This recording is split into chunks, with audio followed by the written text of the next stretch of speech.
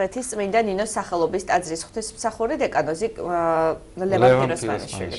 დაგვალსეთ მამაო. მშვიდობის დილა მოგწესრიგეთ. მამა იმდენი ხანი აღარ ყოფილიყართ, მაგრამ ჩვენთან ნინოს თქვენი სახელი დავიწყდა. შეხსენება დამჭირდა. ძალიან დიდი მადლობა მამაო, რომ დღეს ჩვენი სტუმარი ხართ და დიდი მადლობა ასევე რომ საინტერესო თემა შემოგთავაზეთ სასაუბროთ, ეს არის წმინდა ადგილების მოლოცვა. მამაო, აი რამდენად მნიშვნელოვანია მორწმუნე ადამიანებმა გამოყონ დრო აი იმ თუნდაც იმ დატვირთულ გრაფიკში და რეჟიმში, რომელშიც თანამედროვე ადამიანი ცხოვრობს, გამოყონ დრო თუნდაც შაბათ-კვირას, რომ მოილოცონ წმინდა ადგილები და აი რამდენად მნიშვნელოვანია მათი სულიერი მხარისთვის. ყველას მე პირადად ხშირად საუბრობდი ხოლმე ჩემს მოძღვართან, რომელიც სულ მირჩევდა, რომ როდესაც რაღაცა გიჭირს, პირველ რიგში უნდა ეცადო მოილოცო წმინდა ადგილები და ძალიან შეგეწევიან ის სიწმინდები, რომლებიც ამ ადგილებზე არის დაცულიო. აი რას გვეტყვით თქვენ ამის შესახებ? ზოგადად წმინდა ადგილი ასეთი ცნება, ესე ვთქვათ, შერქმეული სახელი არის. ფსალმუნიდან მოდის ასეთი სიტყვები, შევიდე სახლსა შესათაყვანსა, ტაძარსა წმინდა შენსა, ადგილსა წმინდასა შენსა, სადაც დადგენ ფერხნი შენი. თუმცა უფლის ყოფილი არის ყოველგან. თითოეულ ჩვენგანი ამგვარ ლოცვას ამბობს მე უფლისთო, რომელიც ყოველგან ხარ და ყოველსავე აღავსებ. წმინდა ყოველივე ადგილია და მადლი ზესთა წვიმის სახის თარად ყოველას თანაბრად მოეფინება. არ არსებობს ადგილი, რომელიც რაიმეს გარდა ემატება, სადაც სადმე უფრო მეტი მადლი მიიღება, სადაც უფრო მეტი მნიშვნელობა შეიძინება. ეს პირველ რიგში ადამიანის მიმღეობაზეა, ადამიანის შინაგან მდგომარეობაზეა დამოკიდებული, რამდენად მოითხოვს, რამდენად მიიღებს, რამდენად დაიმსახურებს ის ღვთისაგან მადლს და წყალობას. რაც შეეხება ადგილებს, ასეთი რამ მაინც შეიძლება გარკვეულწილად გამოვყოთ შემდეგი ნიშნით, მიუხედავად იმისა, რომ უფალი ამბობს, რომ მოვა დრო, რომ არც ამ ქალაქში, არც ამ მთაზე არ დაიწყებენ უფლის თაყვანისცემას, არამედ სულითა და ჭეშმარიტებით იქნება უფლის თაყვანისცემა, რაც გულისხმობს სწორედ ჩემი მიერ უკვე აღნიშნულ სიტყვებს, რომ უფალი ყოველგან არის და ადგილით განსაზღვრული არ იქნება უფლის თაყვანისცემა. მიუხედავად ამისა, არის ასეთი რამ. თითოეული ის მდგომარეობა, თუნდაც ღვთის ტაძარი. ღვთის ტაძარი თითოეული ადამიანია, თქვენ ხართ ტაძარი სულისა წმინდისა, მაგრამ როდესაც ჩვენ ღვთისმსახურებისათვის ადამიანებმა გამოყვეს ერთი კონკრეტული სახლი, ნაგებობა, სადაც ყველაფერი მოწესრიგებული იქნებოდა, წმინდა იქნებოდა, ოჯახის რომელიმე წევრი, რომელიმე ოჯახი არ შეწუხდებოდა განუწყვეტელი ღვთისმსახურებით. აღნიშნოთ, რას გულისხმობ, განმარტავ, რომ პირველი ქრისტიანები, როდესაც იკრიბებოდნენ, ისინი ოჯახებში, სახლებში იკრიბებოდნენ და რადგანაც ეს თითოეული ოჯახისთვის დამტვირთველი იყო, რომ თემი როდესაც შეიყრებოდა ოჯახში, ეს აქტიურად ამისი გამასპინძლება, ამის მიღება საკმაოდ დამტვირთველი იყო. ამასთან ყოველთვის ოჯახში არ იყო ის პირობები, რაც ტაძრის ღვთისმსახურების სიწმინდეს საჭიროებდა და აქედან გამომდინარე გამოიყო საგანგებოდ ქრისტიანთა შორის ის ცალკე ადგილი, რომელსაც შემდეგ პირობითად ღვთისსახლი უწოდეს, სადაც ღვთის გულისათვის, ქრისტეს სახელისათვის იკრიბებოდნენ. ის თემის საკუთრება იყო, თითოეული ქრისტიანის საკუთრება იყო და შესაბამისად მას დაერქვა შესაკრებელი, ანუ ეკლესია. და თავისთავად ის ადგილი იკურთხება თავად ქრისტიანთაგან ქრისტეს მადლის მოწვევით, ღვთის მადლის მოწვევით და ამგვარად განიწმინდება ის ადგილი და აღემართება საკურთხეველი, საიდანაც წმინდა აღსავლენი ხდება. აი სწორედ ასეთი ადგილები გამოიყოფა ჩვენს ცნობიერებაში როგორც წმინდა ადგილებად და შესაბამისად ის ადგილები, რომელიმე მნიშვნელოვანი მოვლენა ჩვენთვის ძვირფასი არის დაკავშირებულია თუ მაცხოვრის მოღვაწეობა, მოსვლა თუ ამა თუ იმ წმინდის დამკვიდრება, მოღვაწეობა, მიმოსვლა თუ ასე შემდეგ. თუმცა ისევ და ისევ ხაზგასმით აღნიშნავ, რომ ცალსახად წმინდა ადგილი არ არის პირობა, რომ ადამიანში რაიმე შეიცვალოს. თუ ადამიანი სინერგიის პრინციპით თანხვედრი არ აღმოჩნდა იმ მადლისა, ის შესაბამისად მიმღები არ იქნება. ასევე ადამიანი, რომელიც არ იმყოფება ასე საგანგებო ადგილას, მას შეუძლია მადლის მიღება. მონოლოგად არ მინდა გადამեկცეს, მაგრამ მე პატარა თხრობას მოყვები კალიფორნიასა და კალიფორნიაში ლოს-ანჯელესსა და ერთ-ერთ ქალაქს შორის მოგზაურობდა ერთ-ერთი ბერძენი ღვთელმსახური, რომელიც ამერიკის შეერთებულ შტატებში პირველად იყო ჩასული. ღია მანქანით მიდიოდნენ და ავტობანზე მას როდესაც ადგილობრივი მასპინძელი მიაცილებდა, მათ შეხედეს, დაინახეს, რომ შუა გზაზე, სწორ გზაზე მიმავალებმა შორს უდაბნოში გზისკენ მორბენალი, გზის მიმართულებით მორბენალი ადამიანი იყო. და სწორედ დაემთხვა კიდეც, როდესაც მან მოირბინა სწორედ ავტომობილის მისვლაც იმ ადგილს და ხელი დაუქნია და ამ პირველად ჩასულ ღვთელმსახურს სახელით მიმართა. გაუკვირდება, რადგან არავის არ ყავდა ნაცნობი მას, იქ არასოდეს ენახა ის ადამიანი და გაესაუბრნეს. მან აღსარება მოსთხოვა. ხშირად ხანგრძლივად ისაუბრეს და აღსარება მიიღო ამ ღვთელმსახურმა და ის ადამიანი განიშურა კვლავ გაუჩინარდა იქ არსებულ უდაბურ ადგილას.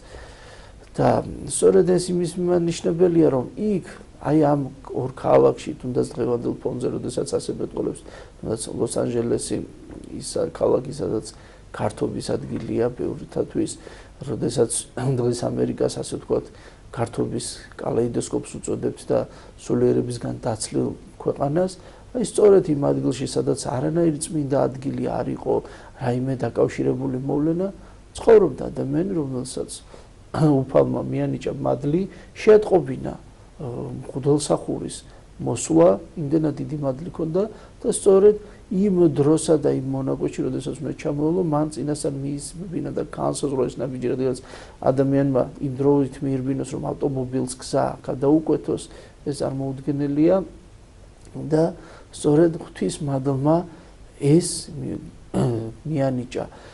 ასე რომ არ არსებობს ადგილი, არ არსებობს მდგომარეობა, სადაც ღვთის მადლი ძალიან დიდი არ მდებარეობს, არ იმყოფება, თუნდაც შევხედოთ, რომ სწორედ აღნიშნოთ, რომ სწორედ ადამიანებს დაყვება საღვთო მადლი, როგორც აღნიშნოთ, რომ თქვენ ხართ ტაძარი სულისა წმინდისა, ჩვენ თუ კი გადავხედავთ, რომ ესა თუ ის წმინდა, ესა თუ ის წმინდა ადგილი დაკავშირებულია ამა თუ იმ წმინდანთან, სწორედ მათი საშუალებით, მათი მეოხებით დაიმკვიდრება და განიწმინდება ესა თუ ის ადგილი, თუ წმინდანინოს საყოფელია, თუ ასურულ მამათა საყოფელი, თუ რომელიმე მოწამისა და ასე შემდეგ, ასე შემდეგ. ცალსახად ადამიანის შინაგანი ცხოვრების პროცესის თანმდევი არის სული წმინდის მადლის დამკვიდრება. მამა ლევან, აი რამდენად მნიშვნელოვანია, თქვათ, იმ ადამიანებისთვის, ვინც მიყვება აი ამ წესს და ცდილობს, რომ რაც შეიძლება მეტი ადგილი მოილოცოს, იცოდეს ზუსტად რა უნდა, ანუ რისთვის მოილოცოს ეს ადგილები, იმიტომ რომ თქვათ, მისი ჩამონათვალისია გაიზარდოს, რომ ამ უამრავი ადგილი უნახავს, თუ თქვათ, რაღაც მე ატვირთოს ეს ფოტოები და თავი მოიწონოს ამითი, რომ აი რამდენ ადგილას არის ნამყოფი, ანუ აქვე ჩდება თუ არა მეორე მხრივ საფრთხეც იმისა, რომ ერთგვარად ადამიანის შეჩვევა ხდება სიწმინდებთან, ანუ რაც მეც ნახულობ, რაც მეც მიახლები, მე რაღაცნაირად უშინაურდება ადამიანი და ის მოწიწება, ვთქვათ, რაც შეიძლება თავიდან დასაწყისში ქონდეს, მე ნელ-ნელა ფერმკრთალდება. ეს საფრთხეც თუ არსებობს, აი იმ სიკეთესთან ერთად, ვთქვათ, რაც ახლავს წმინდა ადგილების მოლოცვას, რომ ჩავწვდი თქვენ კითხვას, ხო, რადგანაც ასე განმარტე, რომ სულიწმინდის მადლი ყველგან არის და შესაბამისად ნებისმიერ ადგილას მყოფ ადამიანს შეუძლია გამოიტყოვოს, რა საჭიროა მიმოსვლა. ადამიანი, რომელიც ამა თუ იმ წმინდას ცხოვრებას ეცნობა, სახარებას ეცნობა და გულხურვალი ადამიანი, რომელიც მართლაც ალალად შეიყვარებს, გულწრფელად შეიყვარებს ამა თუ იმ წმინდანს და ეტრფის და სასვებს მას, ბუნებრივი პროცესია, რომ მოისურვილოს და თაყვანისცეს მათ წმინდა ნაწილებს ან იმ ადგილებს, სადაც მას მოღვაწებია და შესაბამისად სულიერად გაიზიაროს ის ყოველივე, სადაც მან მოსაგრეობა გასწია. და ეს ბუნებრივიც არის, ეს არის ერთგვარი სულიერი თაიგული, სადაც ჩვენ მივდივართ, სულიწმინდის მადლი ყველგან ერთი და იგივე, თუმცა მადლის ნაირსახეობა, ნიშთა ნაირსახეობა, ყოველთა ნაირსახეობის არ იყოს, მრავალგვარი არის და როგორც ნიჭნი, თვისებანი, ხასიათნი, მოღვაწეობანი განსხვავდებოდა წმინდათა, ასევე ამ მადლის შეგრძნებაც თავისთავად ამგვარი არის და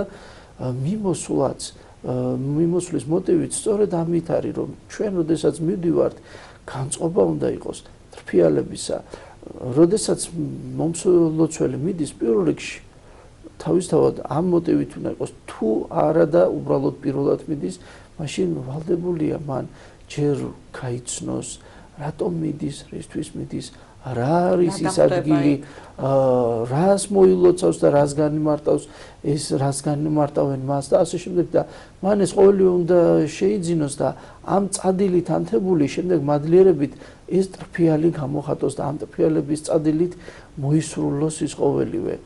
და რაც თქვენ ბრძანეთ, თვითკმაყოფილების, პატივმოყვარეობის მდგომარეობა ეს ძველთაგანვე დამახასიათებელი იყო, ხშირად ვლინდება.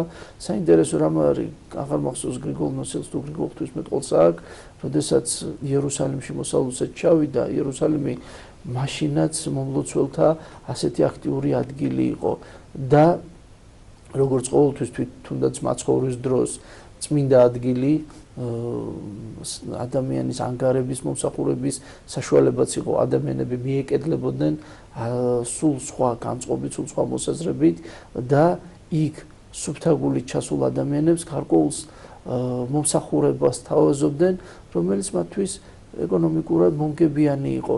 ეს არც მეტი არც ნაკლები ანგარებითი დამოკიდებულება იყო და ეს წმინდა ადგილებს მუდამ თან ახლავს. ანუ არიან ადამიანები, რომლებიც საერთოდ არ უწევენ ამ ყოველივეს ანგარის, არამედ თავისი კონკრეტული კერძო მოხმარებლური სულისკვეთებით უდგებიან მას.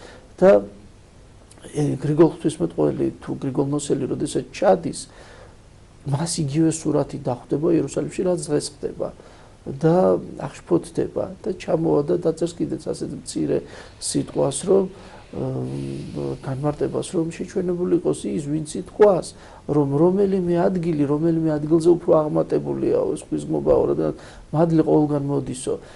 სწორედ აი ეს აგდებული დამოკიდებულება არა კეთილგანწყობითი დამოკიდებულება ნამდვილად შემზარავია, ნამდვილად დამტკუნელია და არათუ მადლს მიიღებს ადამიანი, არამედ საშელს მიიღებს, დიდ საშელს მიიღებს. ეს პათოსი, როდესაც თვითკმაყოფილებით, ამპარტავნებით, პატივმოყვარეობით არის გამშვალული, საერთოდ უცხოა ქრისტიანობისადმი, საერთოდ უცხოა იმ მოღვაწისაგან, სათვის რომელთანაც თქვათ ჩადივარ, თუნდაც თქვათ მამა ღირს მამა ასურელების საგრძალზე წმინდა ნინოსთან, თუ წმინდა გიორგისთან, მოწამესთან, რომელიმესთან თუ ასე შემდეგ, აღარას ვამბობ მაცხოვრისაფლავთან, როდესაც ჩადიან მშვიდვარ და მდაბალგულითა. სწორედ ეს მართებს და არა ისეთი პათოსი თითქოს ადამიანს უფალისცემს თაყვანს, ან ესა თუ ის მამა, როდესაც ადამიანი ჩადის და განწყობილებაც ამგვარი იბადება, რომ ჩვენ როდესაც ვემთხოვით მათ საგზალს, თითქოს მან საფლავმა მოგვილოცა, ასეთი რამ ხდება, ამისი აჟიტირება, ატაცება ხშირად სულში შეიძლება მომლოცველმა ეს ვერს გაიაზროს, მაგრამ რეალურად ასე ხდება ხოლმე, იმდენად დიდი თვითკმაყოფილებით წარმოაჩენენ ხოლმე. აღარას ვამბობ იმ მდგომარეობაზე, მახსოვს არ დავკონკრეტდები, ერთ-ერთი ჯგუფი საზოგადოების ცნობილი ნაწილი ჩავიდა იერუსალიმში. დიდი განაცხადი, დიდი ბანერით ჩვენ ქართველები ვართ, აქ რაღაც ესე გაშალეს. მე წარმოდგენა დამრჩა, რომ თითქოს რაგბის ან ფეხბურთის გულშემატკივრები იყვნენ, სადღაც რომელიღაც ქვეყანაში ჩასულები. ასეთი ხედვა, ასეთი დამოკიდებულება არამც და არამც არის სწორი. აღარას ვამბობ იმ ვანდალიზმზე, რომლებიც პილიგრიმების თანმდევია, რომ აი ის ადგილი მოილოცეს და სამახსოვრო წარწერა დატოვეს. ის არც მეტი არც ნაკლები შეურაცხყოფს ის ადამიანის არაეთიკურობის გამომაჩინებელია და თავისთავად ის კვალი უპატივცემულობისა არც მეტი არც ნაკლები მას დახვდება სადაც ჯერ არის. მამო, ну ჩვენ ბედნიერი ვართ, რადგან ამ პატარა ქვეყანაში ძალიან ბევრი მოსალოცი ადგილი გვაქვს და ძალიან ბევრი სიწმინდეა ჩვენთან და ამის ფუფუნება თითოეულ ჩვენგანს გვაქვს. მე მინდა გკითხოთ ასევე მომლოცველობით გზებზე, როდესაც აი მსვლელობებზე, როდესაც აი რაღაცა მარშრუტს გადიან ადამიანები, ვთქვათ რაღაც სიწმინდემდე, ფეხით მსვლელობებს გულისხმობ, ხატებით და ასე შემდეგ. აი რამდენად მნიშვნელოვანია ამ მსვლელობებში მონაწილეობის მიღება და რამდენად გააზრებული უნდა გქონდეს თითოეულ მათგანს, როდესაც აქ სტუდიაში არაერთხელ გვისაუბრია სხვა შორის რამდენიმე ფეხით მსვლელობა არსებობს ცნობილი, რომელშიც ადამიანები აქტიურად ერთვებიან. რაიმე ასეთი ფორმით სულა არც მეტი არც ნაკლები გამოხატავს ძველ მდგომარეობას. მაშინდელი სატრანსპორტო საშუალება მithumetes პილიგრიმთათვის იყო ფეხით სიარული და ამას გამოხატავს. მეორე მხრივ ეს არის მოგზალებითი დამოკიდებულება, როდესაც ადამიანი კომფორტს განიშორებს და ფეხით ჩადის. მე-19 საუკუნეში ჩვენ დიდ წმინდა მღვდელთავარ ფაქტიურად სახალხო პატრიარქი იყო იმ დროს, როდესაც ჩვენ ეკლესიას უკვე დავითყოფადობა აღარ ჰქონდა. ალექსანდრე ოქროპირიძეს ახასიათებდა სწორედ ამგვარი რამ, რომ იგი ხალხთან ერთად მიდიოდა მოსალოცად და ეს კეთილგრძელებას გამოხატავს. თუმცა აღნიშნოთ, რომ ის მისია და მსვლელობა, თქვა ჩვენ რომელსაც ვიმეორებთ, წმინდა ნინოს გზა იქნება, ვთქვით, ასე შემდეგ მოციქულთა გზა თუ ასე შემდეგ, ჩვენ უბრალოდ ვიხსენებთ ხოლმე და მადლს სიმბოლურად იმ სიმბოლურ გზაზე, მადლს გამოვითხოვთ იმ წმინდანისგან და მადლიერებას გამოხატავთ და ჩვენ თავს შევახსენებთ, რაოდენ ძნელი იყო, თუნდაც ფეხით სიარულით, რომ მათ ამგვარი ღვაწლის შრომა გასწიეს ჩვენთვის, ისინი ჩვენთვის დაშვნენ და ამით ჩვენ თავს შევახსენებთ, რაოდენ დიდი იყო მათი მისია. ეს ერთი პატარა მცირედი არის, მაგრამ ასევე აღნიშნოთ, დღეს პოპულარულია ხოლმე გარეგნული მოღვაწეობა და ხშირად ადამიანები სპეკულირებენ ცალკეული ფაქტორებით, ფეხით სიარულით, ამ ფეხში შველა სიარულით. არც ფეხით სიარული, არც ფეხში შველა სიარული თვითმიზანს არ წარმოადგენს. მას კეთილგრძელების ან მოღვაწეობის რაღაცა ასპექტი აქვს, მაგრამ ადამიანი ცალსახად ფეხით სიარულით ან ფეხში შველობით აპელირებდეს, ეს აბსოლუტურად შორს არის უცხოა ქრისტიანობისგან და საგანგებოდ ასეთ მდგომარეობას ქრისტიანები არ ეწევდნენ. ის მოღვაწე, რომელიც თავის თავს რაიმე ფუფუნებაში ან რაიმე მიზეზს შეამჩნევდა, ის საგანგებოდ გაართულებდა ხოლმე თავის ამოღვაწეო მხარეს, ჩათვლიდა რომ თქვათ მისი მოსაგრეობა არ იყო საკმარისი, განიშორებდა ცეცხლს, ჩათვლიდა რომ თქვათ არ იყო მისი მოღვაწეობა სრულფასოვანი, თვითგვემიდან გამომდინარე სარეცელს განიშორებდა ლოძზე ან პიდაგზე მოისვენებდა ხოლმე ან ფეხზე დგომით და ასე შემდეგ, მაგრამ ეს იყო მოღვაწეობის გარკვეული სახენი, რომელიც თავის თავში იცოდა რა ეტაპზე რა უნდა გაეკეთებინა, მაგრამ მისი გასაჯაროება, მისი განცხადება არ ხდებოდა, თუნდაც უწმინდესი ჩვენი ეფრემი მთელი თავის ცხოვრებდა, ატარებდა შიდა ლითონის სქემას, რომელიც საზოგადოებისთვის უცხო იყო და მისით მოსვენება, მისით ცხოვრება ნამდვილად რთული იყო მის ყოველდღიურობაში. მაგრამ ამ ღვაწს ის დაფარულად ატარებდა და ასე რომ დღეს საზოგადოებაში რაიმე გარეგნული დაპელირება ძალიან არასწორია. ჩვენ როდესაც მოსალოცად მივდივართ, პირველ რიგში კეთილგრძელება გვმართებს და თუ ადამიანი კეთილგრძელება შეინარჩუნებს, აღარ აქვს მნიშვნელობა ფეხით სვლა იქნება, საჯარო ტრანსპორტით იქნება თუ ასე შემდეგ, ასე შემდეგ. ყოველი ადამიანი, როგორც მაცხოვარი ამბობს, თავის სცენაში, ანუ გულის სცენაში უნდა შევიდეს, იქ იმახვილოს დაფარულად და უფალი ცხადად მიეკებს. დიახ. და ბოლოს შეკითხვა, გთხოვთ რომ მოკლედ გვიპასუხოთ, ბევრი დრო აღარ დაგვრჩა, პრინციპში შეკითხვაც არ არის ალბათ ძალიან ისეთი, რომ ვრცელი პასუხი დაჭირდეს ამას.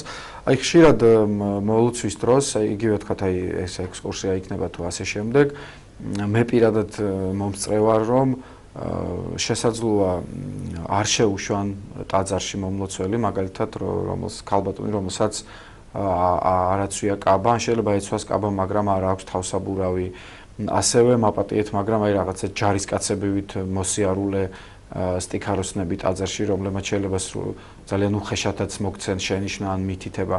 ეს რამდენად სწორია მათი მხრიდან, ანუ ერთია როცა მივდივარ ჩვენ რაღაცის მოსაუცად და მეორეა იქ რა გვხდება, ან როგორ გვხდებიან.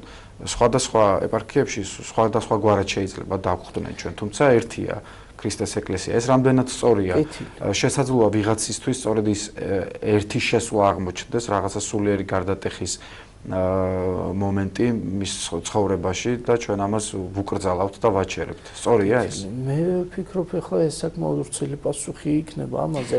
მარტივად გეტყვით ესეთ რამეს, რომ რა თქმა უნდა უხეში დამოკიდებულება არ შეიძლება, მაგრამ თუ თქვა საზოგადოებას ეს წყინს, ამის უფლება რა თქმა უნდა მე არ მაქვს და ეს ბრმად გადავიღო, მაგრამ აღნიშნოთ, რომ თვითონ მაცხოვარს, თუნდაც იოანე ნათლისმცემელს ხშირად ჰქონდა ხისტი პასუხები და უბრალოდ მე რომ ამაზე თავისუფლება მივცე, შესაბამისად ჩემი ცხოვრებაც მაცხოვარს და იოანე ნათლისმცემელს უნდა მიემსგავსოს, იმიტომ რომ მე თვითონ ვიყო კურნალოგანი, კურნა თავი შენი ამგვარი.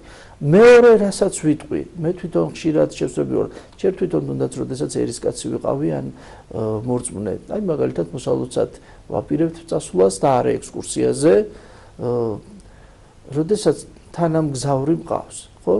და არასათანადოდ არის მოსილი. მარტივ რამეს ვიძახი. ჩვენ როდესაც ვთქვათ მივდივართ საჯარო დაწესებულებაში, სახელმწიფო დაწესებულებაში, გარკვეულ სალონში, ჩვენ ვითვალისწინებთ გარკვეულ ეტიკეტს.